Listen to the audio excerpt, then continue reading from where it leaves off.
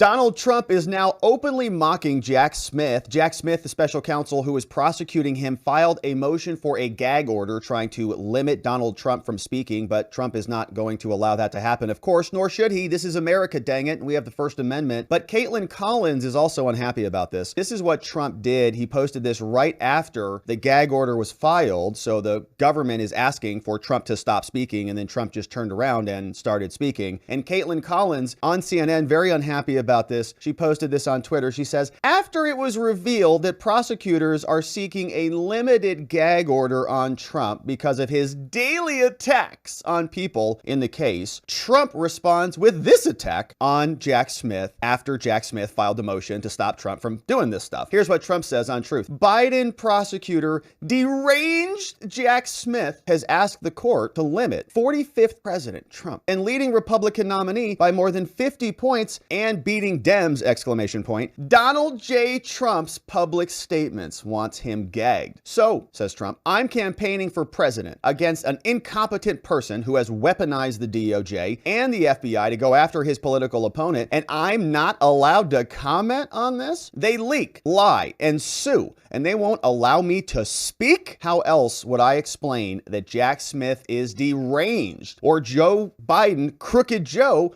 is incompetent? Well, you got to be able to speak if you're going to be able to communicate those things. And this is exactly right. And they're doing a lot more than this. They're leaking, they're lying, they're suing, they're now indicting. They want to put him in prison. They don't want him to have physical freedom, let alone speak. They've already thrown him off of Twitter previously until Elon bought it and brought him back. They want him censored all over the place. FBI meeting with various social networking groups to say Trump's people are saying things that are disinformation and so on. And so now, because they are panicked, man. They've got 4 indictments and it's not having the intended effect. Now they've got to shut Trump up. The mugshot didn't do it. 4 indictments haven't done it. So now Jack Smith and his team have filed a 19-page motion out of the District of Columbia, the case United States of America versus Donald Trump. But this motion is, of course, written by, we know who this is, Molly Gaston. Oh, she's the highlighter girl, the same girl who said that we didn't need time on the defense to read 8 or 10 Washington monuments full of material and full of evidence. And they say, Your Honor, since the grand jury returned this indictment, Trump has repeatedly and widely disseminated public statements attacking the citizens of the District of Columbia, the courts, and the prosecutors and prospective witnesses. Through his statements, the defendant, Trump, threatens to undermine the integrity of these proceedings and to prejudice the jury pool. We ask that this court fulfill its duty to protect its processes, and the government requests that the court take the following immediate measures to stop Trump and to ensure the due administration of justice and a fair and impartial jury. Right? So the mechanics of the court proceedings are now going to take precedent over Trump's ability to speak freely and communicate openly about the political process, about the weaponized DOJ, about the corrupt D.C. courts. All of those things now have to take a back seat because they don't want to taint their jury pool, which is filled with Democrats anyways. So they asked the judge specifically, enter a narrowly tailored order pursuant to a local criminal rule, okay? So not even a statute, not even case law, not even a Supreme Court rule, nothing. It's just a local criminal rule, which is a DC local rule that restricts certain prejudicial extrajudicial statements. After the election, Trump launched a disinformation campaign, which we would say he's just speaking the truth, but they call it disinformation because it's not useful to them. In service of his conspiracies and through false public statements, Trump sought to erode the public faith in the administration of justice. And he's doing this by creating disparaging and inflammatory attacks on the citizens of the district. And they give us this pattern here. The government has done an investigation and they say, in fact, some of our people were specifically targeted as a result of his claims. Specific mistrust and individuals whom he targeted were the subjects of threats and harassment. So in other words, this is actually causing some real world consequence. These people are actually being harassed. And so many people have suffered actual harm is what they're saying. And this is why, is because Donald Trump is posting stuff like this. If you go after me, I'm coming after you, which is perfectly legitimate. In fact, that it might be a reason some people vote for him, is because we see how the DOJ has become weaponized now, and we feel like they are abusing it, and some political repercussions going back to the other side are well warranted. That might be a great reason to vote for Trump. so that he's in charge of the DOJ, so that he can go prosecute the corrupt Democrats for once. He posted that. He also said the Obama-appointed judge in the free speech indictment of my political opponent, by Joe's crooked DOJ, she, Chutkan, shared professional ties with a law firm that worked for Burisma. You can see why they don't want him to talk about this now, because this is not good for their side. Calling Jack Smith deranged, Donald Trump is, saying the judge of his dreams is now here, and she must be recused, trying literally to take the First Amendment rights of his away. And it's amazing that in the motion that the prosecutors are filing to take away his First Amendment rights, they're referencing a truth from Trump saying they're trying to take away my First Amendment rights. It's like, see, I told you so. It's right here. We can all see it. But they go on, they say, look, all of those statements, Judge, are reasonably likely to prejudice the jury pool, and the court should ensure that the public statements by Trump and his agents do not prejudice these criminal proceedings. So they want the judge to issue an order pursuant to local criminal rule 57.7 that prohibits certain narrowly tailored defined statements. They say that the court has an obligation to prevent a carnival atmosphere. The government seeks the following. They want a well-defined restriction that is targeted about specific statements, including the following: statements about the identity, the testimony, the credibility of prospective witnesses, statements about any party, witness, attorney, court personnel, jurors that are disparaging, inflammatory, or intimidating, right? So any party, court personnel, the judge, deranged Jack Smith, biased Judge Chutkan, or whatever, all of these people are off limits. And Trump and his past conduct has been so bad and egregious that we need this order. The examples above demonstrate that this could affect the impartiality of the jury pool and impact the outcome of this trial. And so the court therefore should enter the proposed order so that the integrity of these proceedings are not undermined. In conclusion, consistent with its obligations to guard the integrity of these proceedings and to prevent the prejudice, look at this, while respecting Trump's First Amendment rights, if you believe that, the court should enter the proposed order imposing certain narrow restrictions on the parties' public statements, in this case, and governing any jury studies the parties may undertake. So Trump can't go do his own jury focus groups in D.C. without their permission. So that's the court update portion of this video, but there's another project I want to share with you that not a lot of people are talking about, and it's not because they're gagged or anything, but just because they don't know about it, and it involves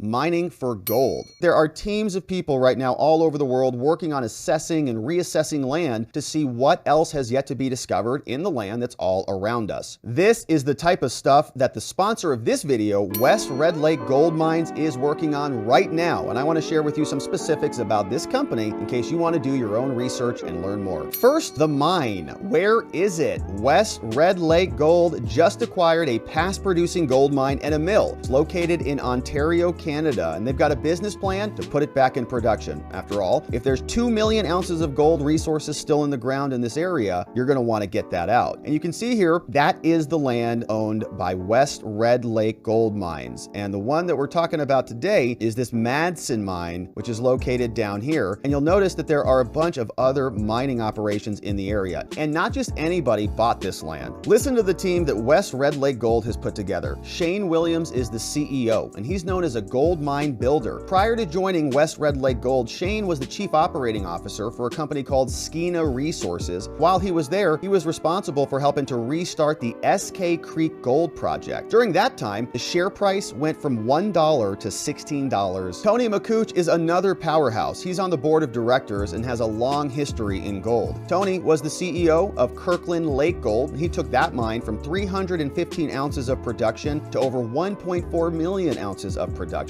That was such a huge success that that mine eventually merged with another mine. And during his tenure there, the stock went from $7 to $35. That's exactly what we're looking for when we want our money to go to work for us. We also have Duncan Middlemiss. He's also on the board. He's got a ton of experience. Listen to this. Former president, CEO, and the non-independent director of Wesdome Gold Mines. He was also the chairman for the Ontario Mining Association, and so a ton of experience here as well. When he was the CEO at Wesdome, the stock rose there 1,500%. I also want to tell you about a major shareholder named Frank Justra. This guy is an entrepreneurial powerhouse. Not only is he the founder of Lionsgate Entertainment, I'm sure you've heard of them, one of the world's largest independent film companies, but he's also the CEO of Fiore Group, which is a private firm that manages investments, many of which are specializing in natural resources like gold. Frank went viral advocating for gold against Bitcoin and against Michael Saylor, who you may know as a major Bitcoin maximalist, in a debate that reached over 2 million views on YouTube, and he's a major shareholder in West Red Lake gold mines. He says, "Our goal is to continue to build high-grade resources in one of the richest gold districts in Canada." He was buying shares of West Red Lake Gold even in the passing week. One of the world's top gold investors also loves our sponsor. So this team came together and they are now in charge of this project. And when they bought the Madsen gold mining project for pennies on the dollar, they got $350 million worth of infrastructure and equipment at a fraction of the cost because it came with it. Think of it like this. Their current market cap is $85 million. That's 75% below the price tag of the assets that they own. But what's the plan? First, reduce ongoing liabilities. They've got to cut costs, make sure that this project does not bleed money. Then they need to do more drilling so more analysts can get in there and do their analysis. Some analysts think that they missed some of the best areas to actually mine, areas with rich gold veins. They're going to need to do new drilling, new testing, and investigate this area to figure out where to best use their resources. Then they've got to create engineering plans to build the things that they need to do the work. Once that's approved, they get into production, and if all goes well, in a few years, they'll be producing gold. So when you think about it, West Red Lake Gold has an incredible team. They've got tons of mining experience on this exact type of project. The mines are in an area of rich activity, a great jurisdiction, our friends in Canada. They've got an estimated $350 million of assets already, and they've got a plan in place to ramp up production with very serious investors already supporting them. Gold has been around for thousands of years and will probably be here for another 1,000 years, and West Red Lake Gold has a plan to get a lot more out of it, out of the ground. You can do your own research and learn more with US ticker WRLGF to learn more about West Red Lake Gold. Thank you for supporting our sponsors and this channel, my friends, and we'll see you on the next one.